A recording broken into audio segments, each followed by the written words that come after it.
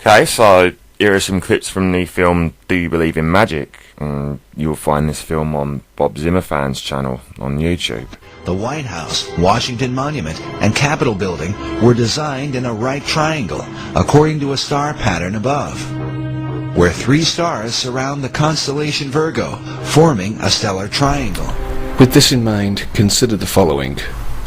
On September the 11th, 2001, during the incident involving the Twin Towers, there was, above, an important astrological alignment between 2 of the most astrologically powerful celestial bodies, Saturn and Pluto. They formed an important aspect to each other, a highly destructive one, an opposition. Let us begin by looking at the planet Saturn. Saturn and its astrological symbolism is that of the planet of form and structure. It is also known as the planet of materialistic power. Saturn, on 9/11, was in the sign of Gemini, the twins. Gemini also represents multiplicity.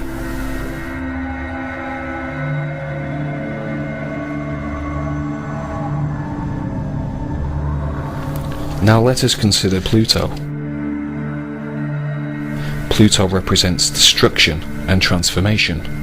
Pluto on 9/11 was in the sign of Sagittarius, the sign of religion, the sign of foreign cultures and long-distance travel.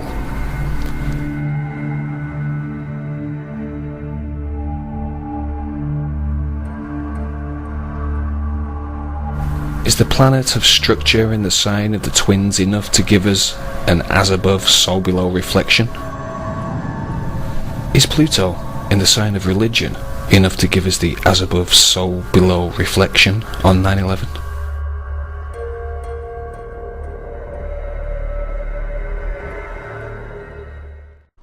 More impressive as above, so below correlations can be seen when we consider that the topping out or final structural work was completed on the World Trade Center as Saturn entered Gemini years previously in 1971. But it wasn't until some 2 years later that the World Trade Center opening ceremony was held, when Saturn occupied the exact same area of Gemini as it did on 9/11, giving us another remarkable as above, so below correlation of Saturn being in the exact same place when the Twin Towers were publicly opened in 1973 and so publicly closed on 9/11/2001. Did the Illuminati design and build the World Trade Center complex to hermetically mirror the symbolism of Saturn in some way? Are these 5 direct links between the 2 entities coincidence, astrological synchronicity, or something else entirely?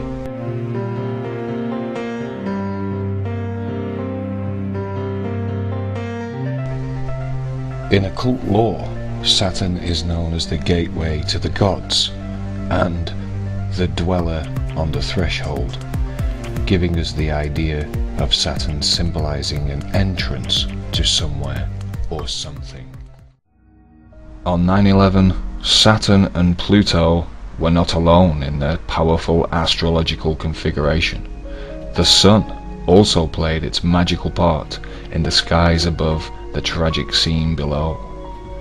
Saturn and Pluto, opposed in the signs of Gemini and Sagittarius, were joined by the Sun in the sign of Virgo at 90 degrees, forming an aspect known as a grand T-square.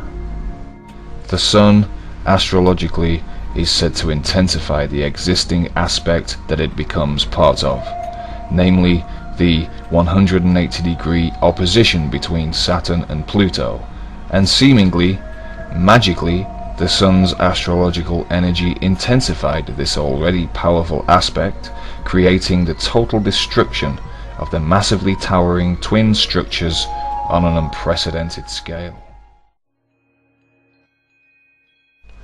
33-degree Mason Albert Pike, the only military man in history to have a dedicated statue in Washington, D.C., is renowned for his Freemasonic epic Morals and Dogma, which has 32 chapters, the last of which is mysteriously entitled Sublime Prince of the Royal Secret. In Morals and Dogma, Pike informs the reader that the two solstices, Cancer and Capricorn, the two gates of heaven, are the two pillars. They still appear in our lodges as the two great pillars, Jachin and Boaz. The solstices are of course the extreme outer stations of the sun when viewing the horizon over the course of the solar year. These two stations of the sun form the northern solstice in Cancer and the southern solstice in Capricorn, and as Pike himself stated, they are represented as the two mysterious Freemasonic pillars, Boaz and Jachin. And as we have seen in previous episodes, these pillars may have been magically represented by the Twin Towers of 9/11. On the surface, Pike's quote presents us with a setback. The two solstices, and therefore the two pillars, are housed within, according to Pike, the two astrological signs Cancer and Capricorn, and not Gemini and Sagittarius, the signs which so accurately symbolize the qualities of 9/11. However, further on in Morals and Dogma, which coincidentally was republished in 1966, the same year that groundbreaking work began at the World Trade Center site, Pike refers to the Roman scholar Macrobius, renowned for his work entitled Saturnalia. Pike tells us that the galaxy, according to Macrobius, crosses the two opposite points Cancer and Capricorn. The two tropics before his time corresponded with those two constellations, but in his time with Gemini and Sagittarius, placing us right back in 9/11.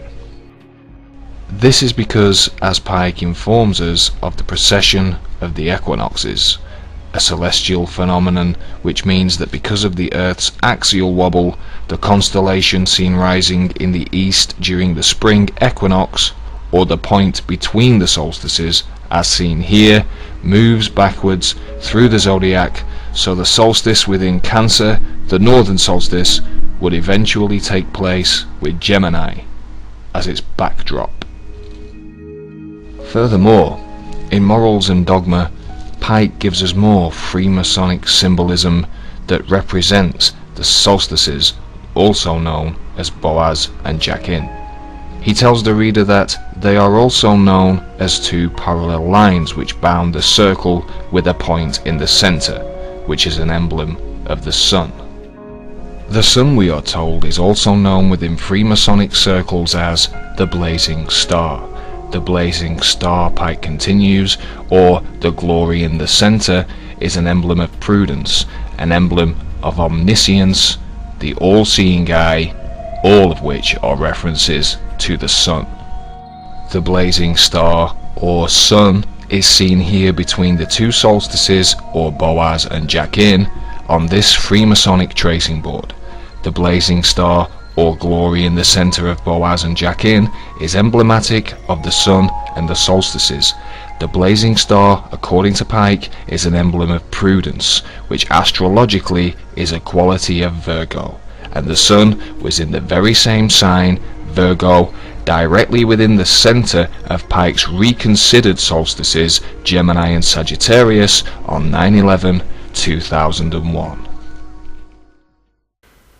Just to reiterate what has been said here, Jachin and Boaz, in our current time, are Sagittarius and Gemini, and the sun, always depicted between Jachin and Boaz, is Virgo.